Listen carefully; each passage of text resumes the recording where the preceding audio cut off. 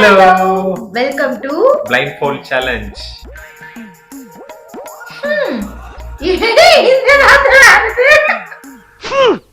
கர்ம கர்ம என்ன இப்படி நாறுது? நெக்ஸ்ட் சாமி மூக்கு முடியெல்லாம் பொசுங்கிடுச்சு சாமி.